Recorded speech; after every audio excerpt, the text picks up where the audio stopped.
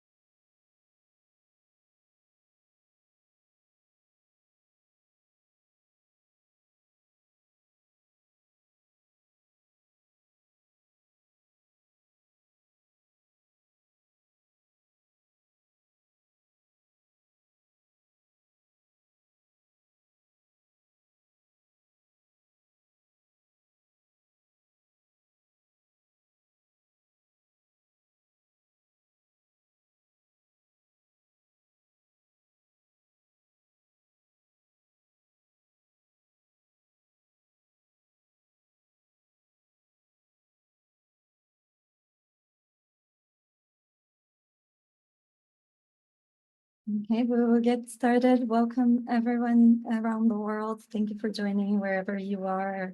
Good morning, good afternoon, or good evening, depending where you're at. My name is Caroline Uriarty. I'm the Technical Director for the Global Climate Action Partnership, and I am very excited that we are launching this new webinar series, as this is a timely, a good time in the year for starting to talk about the update process for the NDCs that countries will submit in 2025, and also their long-term strategies and the alignment of those. So we will be having a series of webinars. This is the first of a series of about 5 webinars. We will aim for once a month, so please keep an eye on our website, and we will email you with links for upcoming webinars. And today we have very distinguished speakers. We will have the UNFCCC Secretariat and the government of Nigeria represented, sharing the lessons from Nigeria on submitting their LTS. We would love for you to introduce yourselves on the chat, where your names, your position, and where you're coming from, so we know who we are talking to. That would be great if you can do that.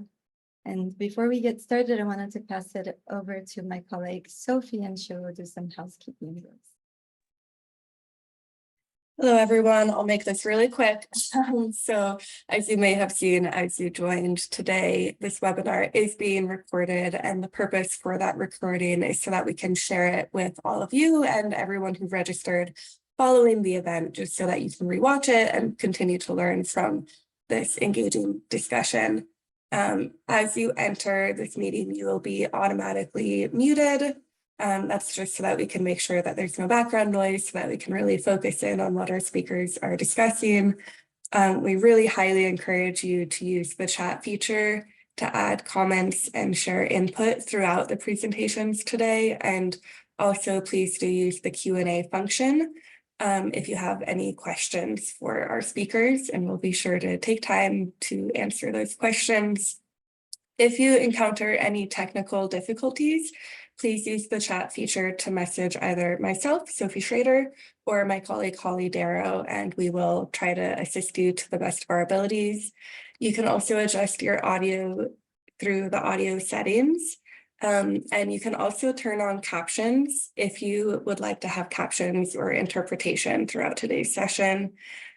When you leave today's session, there will be a survey that launches, and we really highly request that you submit some responses to that survey, since your feedback is really valuable to us and will help inform future webinars. So with that, back to you, Caroline. Thank you. Thank you, Sophie. Next slide, please. And just a brief overview of the agenda for today. I will do a quick overview of the Global Climate Action Partnership for those who are not familiar with it. And I will pass it along to Kineshi from the UNFCCC Secretariat, and then Naizamudi Shioma from Nigeria will share the long-term strategy experience with you, and then we'll have time for Q&A And as Sophie noted, please use the Q&A function on Zoom, and we'll do the best to address all of the questions. The ones that we cannot address, we'll try to send you some answers via email or address in subsequent webinars. Next slide, please. As I briefly noted earlier, we'll have two distinguished speakers. Mr. Kenichi Kitamura joined the UNFCCC in 2019 and works within the mitigation division, focusing on nationally determined contributions, long-term strategies, and sectorial support. In this role, he supports intergovernmental negotiations on the mitigation work program, conducts analysis of NDCs, LTS, and energy transition efforts, and offers technical support to governments to facilitate the implementation of policies aimed at reducing greenhouse gas emissions. Prior to joining the UNFCCC, he worked for Japan's Ministry of Economy, Trade, and Industry, and he holds a Master's of Arts in Law and Diplomacy from Tufts University. Ms. Emuri Shioma is an expert on issues of climate change and the environment, working at the Federal Ministry of Environment, Department of Desertification, Land Degradation, and Drought Management in Nigeria, in Abuja, and has spent her years working at local, national, and international levels. She's Nigerian born and based, and is an assistant chief scientific officer with 15 years of demonstrative experiences in climate movements and environmental issues. We're very much welcome them to this webinar, and thank you for your presentations. Next slide, please. So I'll start with an overview of the Global Climate Action Partnership. Next slide. Just to give you a background, use GCAP for short, but GCAP was first launched in 2011. It was previously called the LEDS Global Partnership, and was launched with the idea of establishing a platform for collaboration across countries and exchange of lessons and peer learning across countries on developing and implementing their long-term strategy, previously called LEDS and now called the LTS.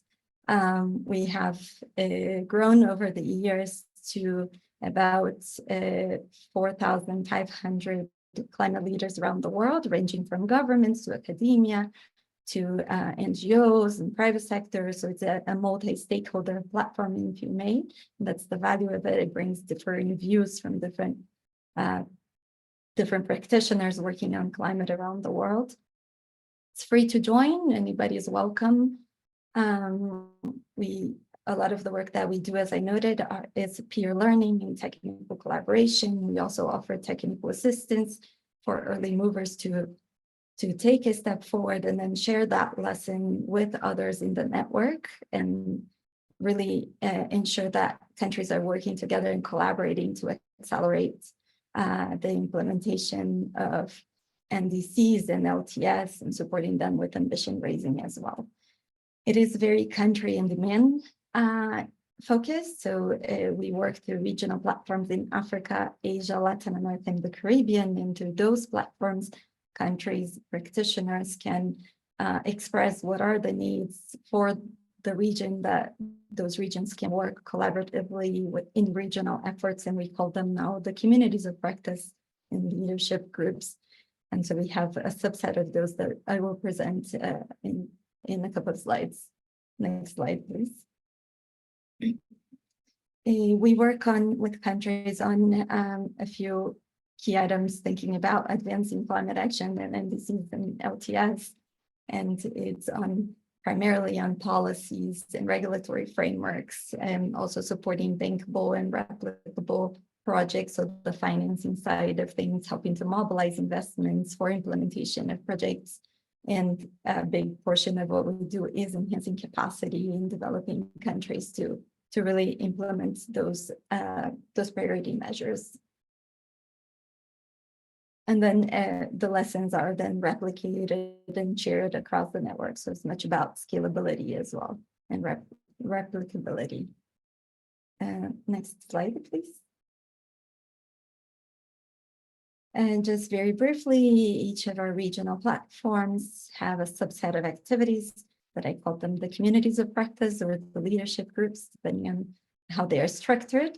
And the slide shows the priority topics for each of the regions. So our Africa Climate Action Partnership is working on sustainable livestock management, on rice, methane, emission reductions, carbon markets, clean mini-grids, clean energy mini-grids, the soil organic carbon, and they also have a set of trainings on long-term strategies. Our Asia-led partnership is working on transportation, previously with a focus on electric vehicles, batteries, and now expanding a bit to look at how to enhance the NDCs with a focus on the transport sector. And they also have a community practice on energy, specifically focused on distributed energy resources, storage, and green hydrogen, and the finance community practice. And the LADSLAC platform is focusing on electric mobility and sustainable logistics, on energy, especially on bioenergy and renewable, and we support the renewable energy for Latin America and the Caribbean efforts, and also focus on MRV, decarbonization plans, private sector engagement, and methane emission reduction. The GCAP is guided by a steering committee and a council of leaders, ensuring that developing country governments are part of the governance structure of the platform, really expressing what are the needs from the governments. And we do have a way for all the members to really express what are the needs every year, and do a survey. And throughout our regional and global workshops, we make sure that the members can express needs for upcoming years, that we can then jointly design the set of activities that would address those needs. With that, I will pass it along to Mr. Kenichi, who will share with us a little bit about the NDC process and the global Stocktake, thinking about the upcoming 2025 submissions. Thank you. Mr. Kenichi, please go ahead. Thank you, Caroline. And this is Kenichi from UNFCCC Secretariat based in Bonn, Germany. And it's great to be here as I can speak with the people who are interested in this important topic of NDC process and the global Stocktake, and particularly aligning NDCs with long-term strategies. And this engagement activity is really important for us, the Secretariat, as in addition to supporting intergovernmental negotiation and analyzing the report and documents from the parties such as NDCs and long-term strategies. And next slide, please. Let me first begin with some brief overview of what the role of global Stocktake and NDCs are within the Paris Agreement mechanism. So the left-hand side of the slide shows the three main goals of the Paris Agreement, which cover mitigation, adaptation, and finance. And today I will focus on mitigation, but the adaptation and finance part are also important part of the Paris Agreement goals. So in terms of the mitigation, the goal is to keep temperature increase to well below 2 degrees and 1.5 degrees level from the pre-industrial level. And in order to do that, and the Paris Agreement requires the parties, governments, to achieve a peaking of global emission as soon as possible and reduce emissions significantly after that in order to reach a net zero emissions, what we call net zero emission on the second half of this century. So net zero emissions means to balance out emission with the removal of emissions through forests and other means. And the right-hand side shows the ambition cycle under the Paris Agreement. So let me start with the national targets, NDCs, on the upper left-hand side of the circle. So this is the planning and commitment phase of national action. So governments are requested to submit NDC every 5 years from 2020. So the next year is the next due year of NDCs. And going towards the clockwise, after submitting national targets, the phase of implementing actions in mitigation, adaptation, means of implementation, which include finance, technology, and capacity building, will go on. Then under the enhanced transparency framework, parties are required to report the greenhouse gas emission from their territory, as well as track progress of the NDC implementation. Then every 5 years, global stocktake will be conducted, and the first global stocktake was concluded in Dubai last December in 2023, and then it will continue every 5 years. So this global stocktake is to review collective action against the goals of the Paris Agreement and commit to further action, support, and international cooperation. So based on this global stocktake, all parties are requested to prepare this next national determined contribution, taking into account their national circumstances. Next slide, please. And the next slide will show the timeline of this Paris Agreement mechanism. So BTR is acronym of Biannual Transparency Report. The first BTR is due by the end of this year. And in this report, party will report the greenhouse gas emissions level, as well as tracking progress of their current NDCs, which most of the countries submitted in 2020 or onwards. And in the middle of the figure shows the NDCs, and NDC 3.0 is circled in red, and which is due next year, 2025. And on the right-hand side is LTS. It is the same acronym with LTS, it's long-term strategies. And most of the countries, as of today, 74.5 parties submitted the long-term strategy, and most of them set the ambitious long-term mitigation goal to reach net zero emission in mid-century, most commonly 2050. And one of the key issues is how the emissions collectively currently going up still hasn't yet reached the peak, can reduce to net zero as committed by many long-term strategies. So the question of this alignment between long-term goal and mid-term, short-term actions in NDCs are really critical. Next slide, please. So this slide briefly describes the outcome of global stocktake. I will touch upon mitigation aspect in more detail in the next slides, but what I wanted to describe in this slide is, again, not only mitigation, but also other areas of the Paris Agreement are really important, and global stocktake has a key outcome on different aspects. For example, adaptation, means of implementation regarding the finance goals and technology implementation plan and the capacity building support. And also avert and minimize loss and damage from the impact of climate change, as well as to advance just transition and international cooperation. And the cross-cutting elements include urgency for action, because if we, as a global level, not reducing emissions significantly at the required scale and speed, soon this world will reach the temperature increase of 1.5 degrees and then 2 degrees Celsius. And equity between countries and the different generation, as well as the information from best available science, are also highlighted. And sustainable development is another important aspect of the Paris Agreement. So the emission reduction needs to go hand in hand with sustainable development. And the right-hand side is the elements of guidance and the way forward. I will come back to this point later, but important elements of guidance and way forward is, again, NDC, long-term strategy, and biannual transfer sports.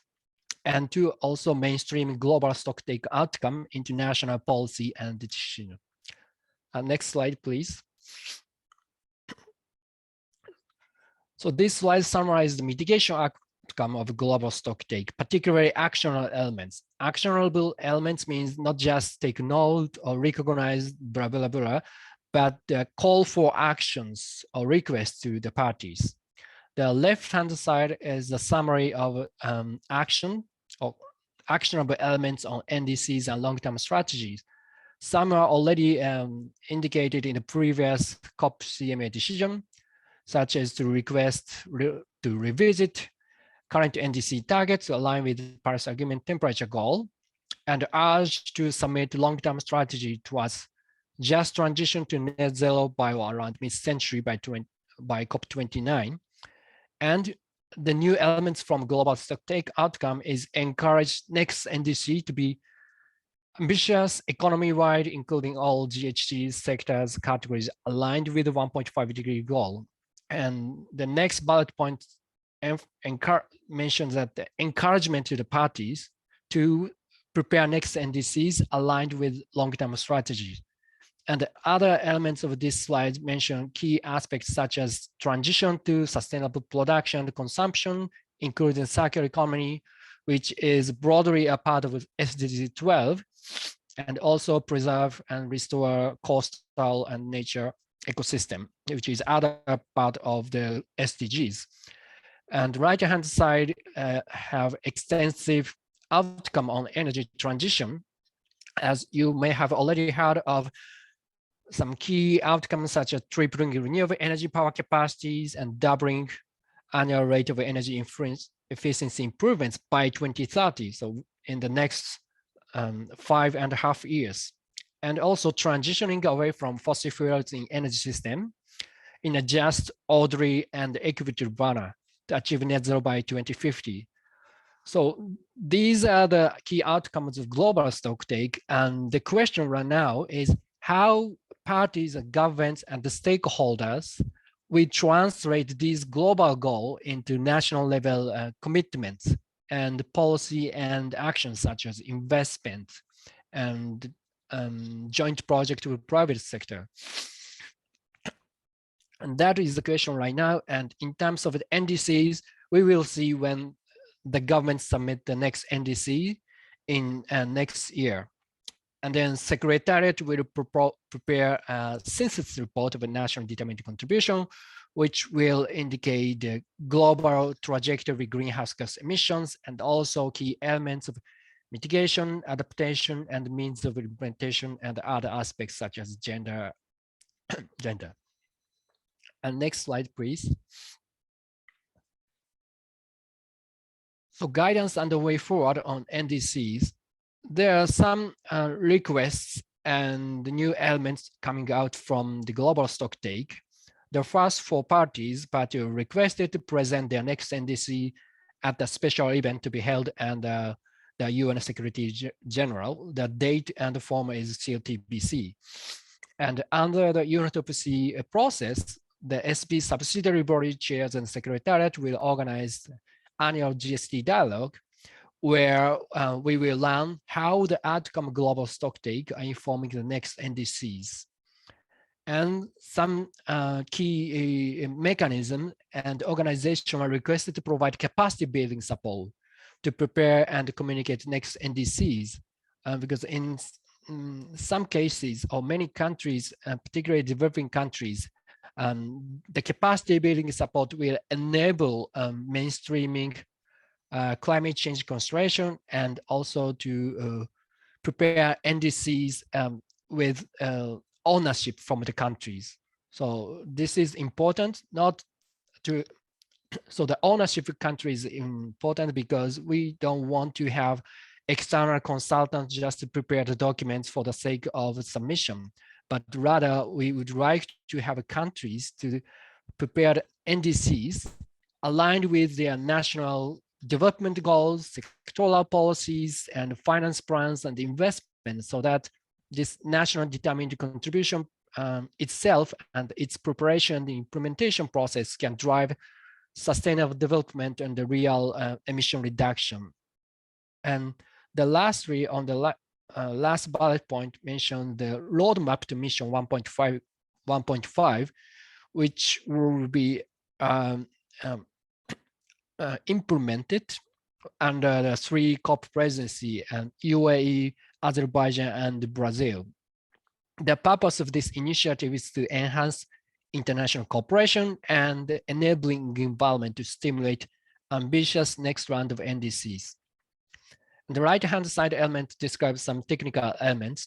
And again, this topic of alignment of NDCs and long-term strategies are critical. And there are several decisions agreed at the global level what NDC needs to include, such as baseline and targets and the time frame and assumptions.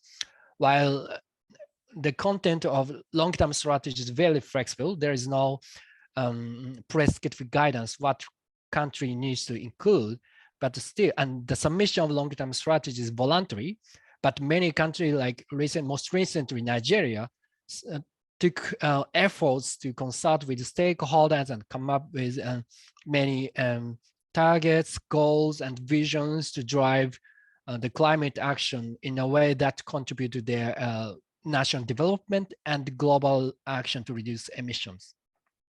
And let me stop here, and I'm really looking forward to hearing perspectives and presentation from Nigeria to see how these global stocktake outcome can be translated into national level. Thank you. Thank you, Mr. Kenichi, much appreciated. We'll now pass it over to Ms. Moody Chioma, who will share the example of Nigeria on designing and submitting their LTS.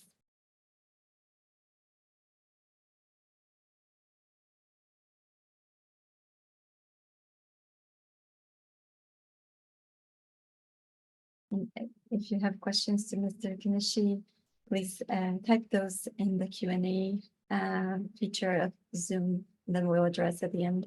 Ms. Moody, can you hear us?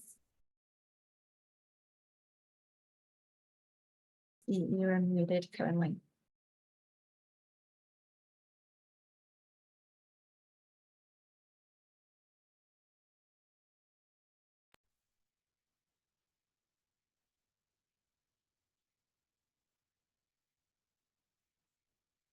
So good afternoon, everyone. I don't know if you can hear me. Can you hear me?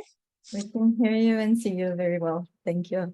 Okay, so thank you very much for the opportunity. My name is Chioma. I'm the Dex officer for the NDC and the LTS in Nigeria. So I work with National Council on Climate Change now. I'm no more with the Ministry of Environment. National Council on Climate Change is now the Nigeria focal point to UNFCCC on issues of climate actions.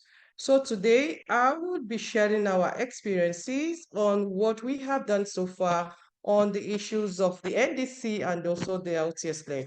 So basically, we updated our NDC like every other person within the UNFCCC party to the Paris Agreement.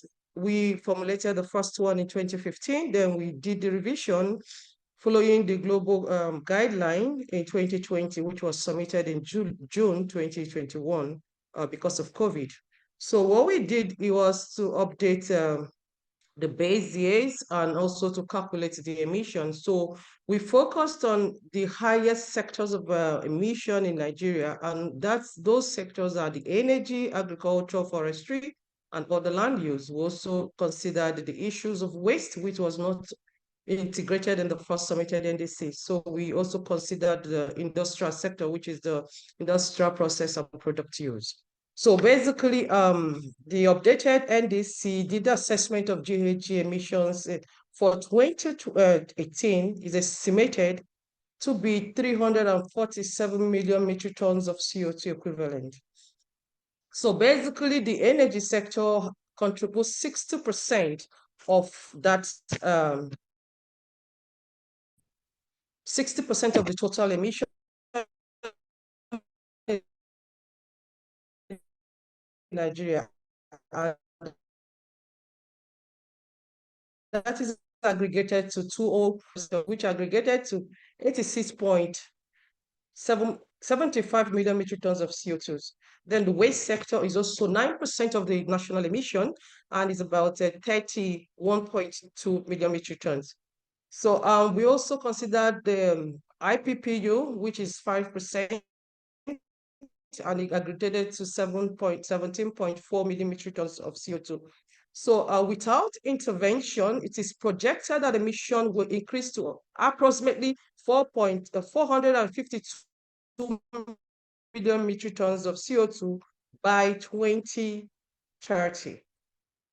So the communicated NDC is about, the unconditional one is 20%, while the conditional one is 47%, which means that if we have support from the international organization in terms of technology transfer, capacity building, finance, then Nigeria will be reducing its national emission by 47%. So I will go through how the LTS was drafted, and also you have to consider, also note that the drafting of the LTS we kickstarted by revising what was in the communicated updated NDC. So the first step we did was to assess the current NDC and the LTV. So we submitted the long-term vision in COP26 at Glasgow in 2021. So that vision was like a vision for what Nigeria aspired to communicate in the long-term low emission development strategies. We understood the goals and the target, the sector covered, and also the implementation status. We identified areas for improvement and also the areas to be updated. So the second one is that we analyzed the data, the climate data and trends. We gathered updated climate data, scientific reports, and also trend analysis. We understood the current and projected impact of climate change. That was the second step during the drafting of Nigeria's long-term low emission development strategies. So the third step was we did a holistic stakeholder engagement. We engaged with different sectors. We engaged first and foremost with the decision makers of the government entities. We engaged with the private sectors. We engaged with the subnational government. We engaged with the CSOs, the NGOs, the industrial representative across all the states in Nigeria, and we also went down to the communities. We gathered input on what they need to see that was not reflected in the submitted NDC, that could be reflected in the LTS, that will also facilitate the seamless ownership and implementation of that document. We got feedbacks and also got suggestions from that engagement. So the first step we did was to review international commitment, consider the Paris Agreement and the commitment made by other countries. We looked at other countries submitted LTS. We also aligned to ensure alignment and also to make sure that our Nigeria's LTS is very competitive and is holistic in approach. So that was the first step we took. So the fifth step we did was to set the targets and the goals. So we set the targets considering the economic benefit of those targets. We also established revised targets based on what was communicated in the NDCs. Also, the goals was based on assessment of consultations. The goals and the target was aligned with all the other ministries and agencies, pockets and buckets or pockets of agenda and goals. So the fifth, after setting up the targets, we did the decarbonization scenarios for achieving the net zero in 2060. What Nigeria actually, the past administration during the COP26 in Glasgow declared that Nigeria will be achieving net zero by 2060. So we aligned that declaration with the development of Nigeria's NDC, Nigeria's LTS. So we considered 4 scenarios. Which one? The first one is the business as usual scenarios. If nothing is being done, if everything is left the way it is, we did assessment of that. Then we did assessment of the current policy scenarios. We did assessment of the gas economy scenarios. Then finally, we did assessment of the renewable energy scenarios. So the business as usual, imagine that nothing changed, and this will keep flaring the gases, we'll keep doing the open dumping system, we'll keep practicing the old ways of agricultural practice, we'll keep doing the issue without having modern ways of transportation system, we'll keep doing using unsustainable energy practices and all that. So this is what we considered in the current business as usual scenarios. So in the current policy scenarios, we did we renewed all the policy document that has been developed in Nigeria, and we did assessment of those policy documents, and was also subjected it to the macro economics verification. So we also did the gas scenarios. So the gas scenarios focused on aggressive exploitation of gas resources, which is about 58 of power generation from natural gas with carbon capturing as sequestration, that's the CCS. We also did the scenarios about the residential sector. We also did the scenarios about the clean cooking in Nigeria, looking at the population of people who depend on the issues of on biomass for their own clean cooking. So we did also the scenarios about the natural gas. So the natural gas also, in the natural gas, we also looked at model shift of the public modes of transportation with buses and three vehicle accounting to almost 50% and 20% respectively by 2060, and car to taxis costing for almost the remaining 30%. So this is all we did in the issues of gas scenario. In the renewable energy scenario, which was the overall scenario that will also be the vehicle that will transport Nigeria to net zero by 2060. What we did is to renew the renewable energy scenario, envisage ambitious Nigeria emission reduction to net zero by 2060. It assumes that 98% of zero emission in energy sector in the renewable through the nuclear power to align with the Nigerian nuclear power program that is already ongoing, and also the issues of clean cooking was also brought on board.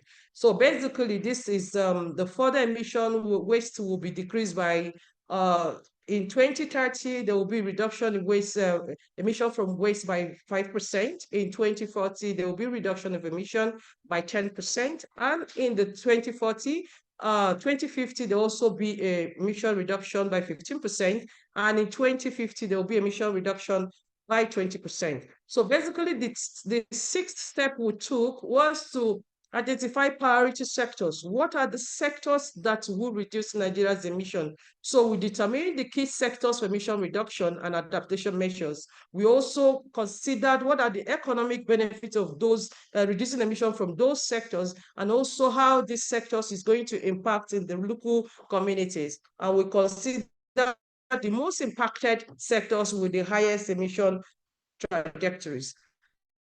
So these are the sectors we actually focused activity to reduce our emission from: waste, forest, and other land use. We also talked about the power sector, building, and residential.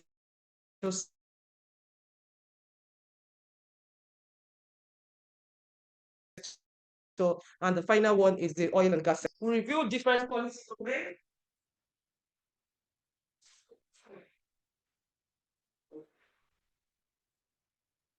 We review different policy documents, develop regulations, incentives, and also investment, and also, sorry for that break, and achieve the alignment. This also allowed Nigeria to achieve the alignment between the NDC and the LTS. So basically, these are the documents, existing documents within Nigeria that we have reviewed. We have reviewed to make sure that is aligned with the Nigeria's long-term low emission development strategy. The first one in the list, which I've also mentioned, is the NDC. The second one is the Energy Transition Plan. The third one is Nigeria Climate Act. The fourth one is the Nigeria's National Development Plan. The fifth one is Agenda 2050. The sixth one is National Climate Change Policy. The seventh one is National Climate Change Program for Nigeria. The eighth one considered was the Economic Sustainability Plan of Nigeria.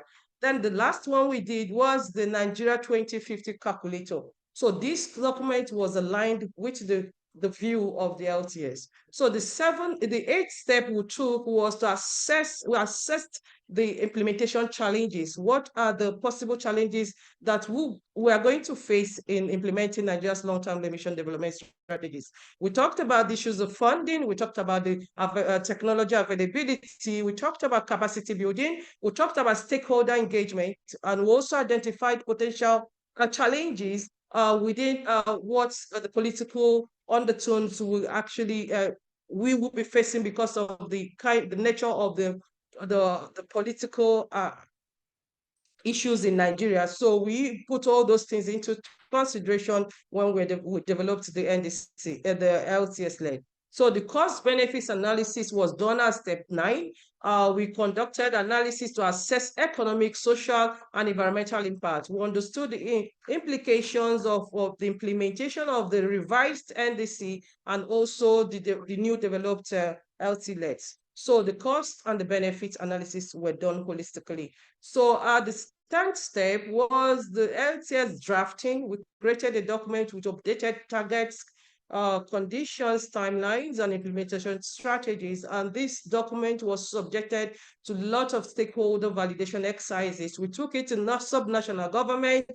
We engaged with the commissioners of environment. We engaged with the CSO from different states. We engaged with men in business. We engaged with the media, the youth. Also, we engaged with schools to see if this document, it will be holistically owned by every Nigerian. So we sought feedback from them, and this feedback was integrated, subjected to review, and also was subjected. We also shared the feedbacks and the what we got from the large stakeholder involvement with partners who has helped Nigeria so far in achieving all the climate agendas, or they looked into the document and made holistic input into it, which refined the content and also the direction of the document. So basically, this step 12 finalized the launch and the submission. So the LTS was subjected to national validation November before we headed to COP28 in Dubai. So we, on the 1st of December 2023 in Dubai at COP and the Pavilion of the African Union, where Nigeria launched its long-term emission development strategies. So after that, we submitted this document just a few weeks ago to the UNFCCC, and yesterday we held the first public presentation and socialization of this document with different stakeholders, which is cut across the technical directors from ministries, agencies, and departments, the CSOs, and also several other stakeholders. The youth were there, the parliamentarians, no, the parliamentarian was not there, the youth were there, and also the NGOs, the media, all of them were there. So this evening, we're planning a high-level dinner to socialize this and present this document with the decision makers, which are the parliamentarians, the ministers, the head of agencies, the CEOs, the private sector, and we'll be doing that today. So on the issues of monitoring and reporting, Nigeria has kick-started the process of doing the national Stocktake. So that national Stocktake is supported through the NDC partnership. Office of the British High Commission is actually supporting Nigeria to achieve that objective. So we have started, we have done the inception reporting, and what that needs, the main objective is to assess what Nigeria has actually achieved in terms, well, since we submitted the NDC in 2015. And with the support we have received from the European Union, we've been able to do a sectoral MRV system, sectoral MRV for different sectors. We have done for energy, we have also done for waste, and we have done for transport, and they're also assisting us to do the institutional MRV system for Nigeria. So this is what we have done in the, and we are trying to also integrate what we are doing within the LTS and also align it to what we are doing with the NDC. Currently, we are developing a net zero investment plan. So from there, we are considering what are the costing of the LTLETs and also the costing of the NDC. And we're also trying now to launch the NDC implementation framework, which is also aligned to the short-term goal of the NDC will fit into the long-term plans of the LTLETs. So basically, this is my last slide. And as always, environmental sustainability is an individual responsibility. Do try to contribute to your own quotes today. Thank you all for your attention. I'll be here listening for questions. And over to you. Thank you, Ms. Amudin. Congratulations on being the forefront of submitting the LTS this year. That's terrific to see this effort that you went through with your country counterparts to consult with all these different stakeholders. I think the audience, I haven't seen any questions emerging at this point, but I do have a few questions for both of the panelists, if that's okay. I guess the one question for both of you is if you have any recommendations for other countries on how to best go about aligning the LTS and the NDC processes. Amuri, based on your experience in Nigeria, and Mr. Kenichi, based on what you're seeing from all the countries submitting their NDCs and their LTS, if there are any emerging best practices that you can share with this group and the community. Maybe Mr. Kenichi, you can go first. Yes. I'm a bit hesitant to say the best practice or good practices, but what I find it interesting, it might be helpful for other countries is that, let me put the 2 points. The 1 point is scenarios. As Nigeria, Kioma described that scenarios up to the mid-centuries, if that scenario includes midterm milestone like 2030, 2040, or 2050, that will help countries to design the investment and policy intervention to achieve long-term goal. For example, in building, if building today, a building built today and the next 10 years will be used for the next 30 or 40 decades, depending on the country. So it would be better to have a focused policy intervention now to those long-term assets with long lifetime. And another point is governance and the institutional arrangement. So long-term strategy is voluntary document. It's up to countries how to utilize that strategies.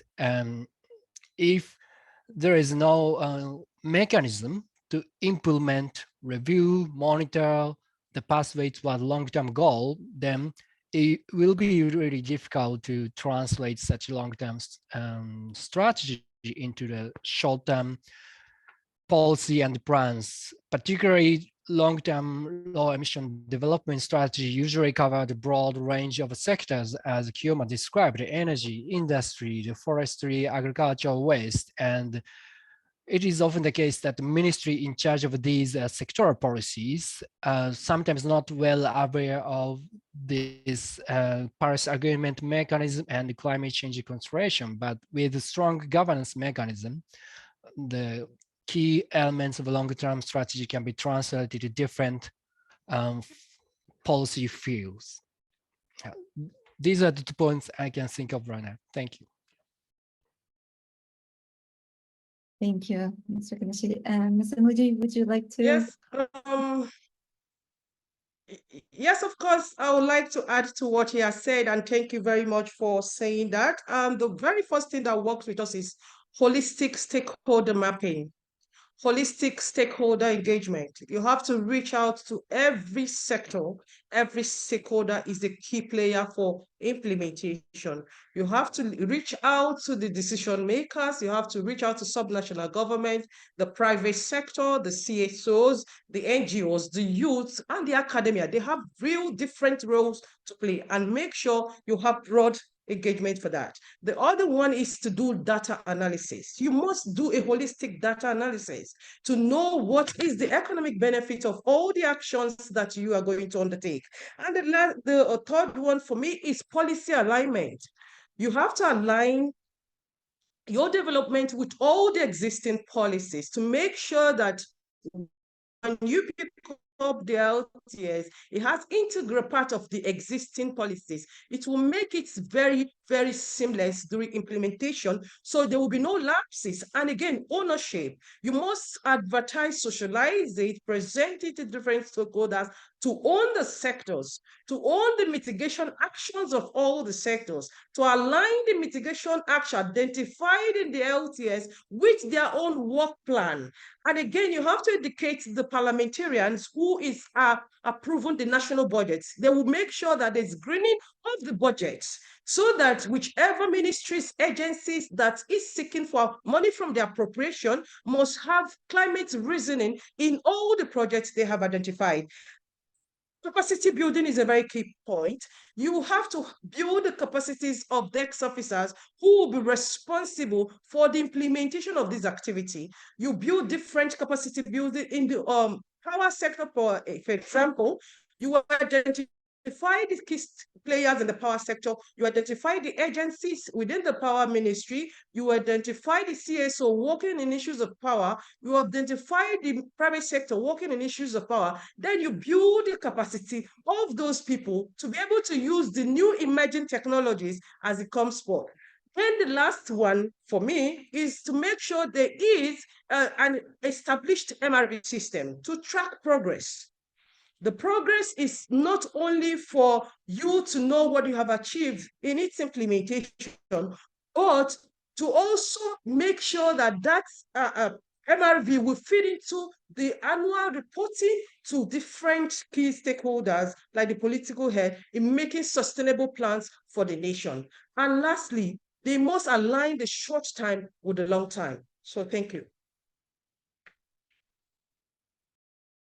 Thank you very much, Ms. Moody. And I think you answered my next question, which is how you would ensure implementation of the LTS, but all your points on the holistic stakeholder engagement, ensuring people are bought into the process, since it's planning and the data analysis, ensuring the economic benefits, the policy alignments, and capacity building in MRV, it's all part of how you ensure implementation of the LTS.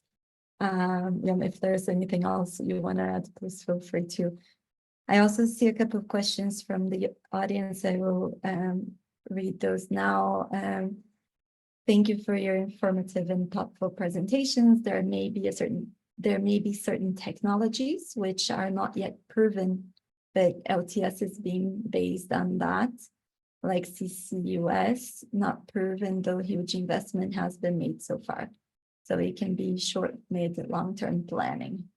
That's more of a comment, but if there's any reflections from the panelists, please feel free to chime in. Yeah, let me quickly respond to that. Yes, because not the current technology alone may not be able to achieve allow countries to achieve net zero emissions. And in several long-term strategies, it was clearly mentioned that certain level of emission will remain unless new technology will be implemented widely, particularly areas called hard to abate sectors, such as industry production for steel, cement, and chemical product, as well as some types of agricultural products. And one of the message from long-term strategy, it depends on the country, but is the need for technology investment, research, development, and demonstration, as well as international corporations. For, let's say, the high-income country like US, they illustrated the areas of policy investment, public investment for the new technologies.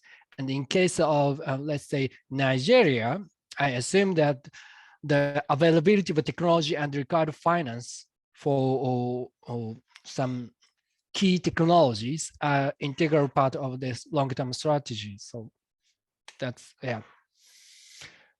That's for me for now. I hope this is something useful for the audience. Thank you, very helpful. The next question is the net zero investment plan done following each of the scenarios? Is there an NDC investment plan or strategy? This sounds like a question to Ms. Moody, if this was done for Nigeria, for example.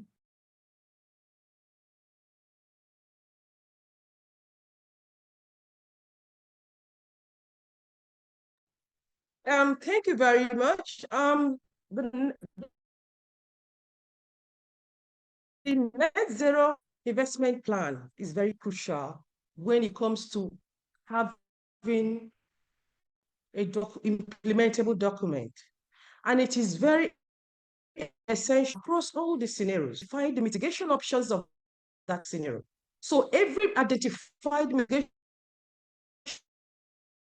option from the scenarios, most net zero investment plan.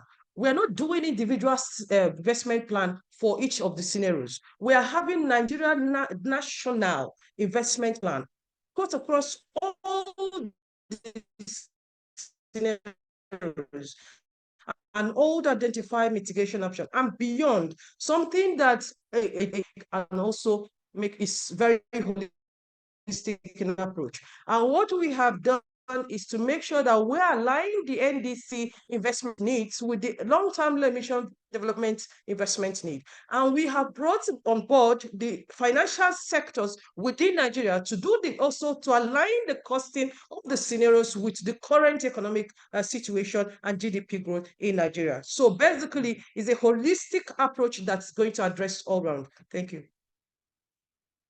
Thank you, Ms. Amadi.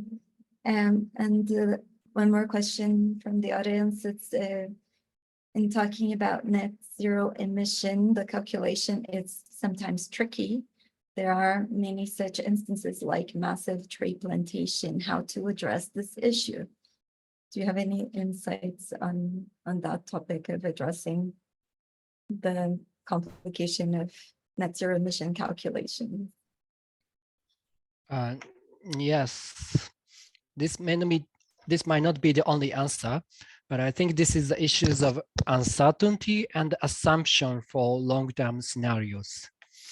So yes, and as Shar from the audience rightly pointed out that the emissions and the removal from forestries are often very ambiguous, particularly in countries who have not yet developed robust data collection and management mechanism on forestry and greenhouse gas inventory. And so one way is, as Kiyoma mentioned, that it's very important that countries start from what you have and then strengthen the framework and technical capacity to collect accurate data as much as possible. Of course, there is the issues of a cost implication and require a number of staff, but it's important to have to develop robust MRV mechanism with the data. And another aspect is the how to address uncertainty, because there are many uncertainties about energy price. Next year is uncertainty, inflation rate, GDP growth. No one can predict the GDP growth accurately for the next 10 years. And the emission, it has some implication of emissions, but for the NDC and particularly long-term strategies, it is about to guide the direction of countries' policy in a way that emission reduction will benefit for the national development, other important priority of countries. And for the NDCs, country need to report these assumptions and uncertainty and methodologies. So I hope this mechanism and the NDC cycle of submitting every 5 years and the reporting what you have right now and every 2 years under BTL, and then continue to reflect the elements of long-term strategy, NDCs and the BTL is one of the way forward to address this issue. Yeah, over. Thank you, Ms. Kenichi. And with that, we're very close to the end of the webinar, so I wanted to take an opportunity to thank you the audience for joining us today and raising your questions, and also Mr. Kenichi for your time to present the NDC cycle process, and Ms. Moody for the excellent example from Nigeria's LTS submission. And please join us for upcoming webinars. If there are any questions in the meanwhile, please feel free to email us at the secretariat@globalclimateactionpartnership.org. And thank you and have a great rest of your days or evenings. And we hope to see you next month for the next webinar. Thank you. Thank you very much. Bye.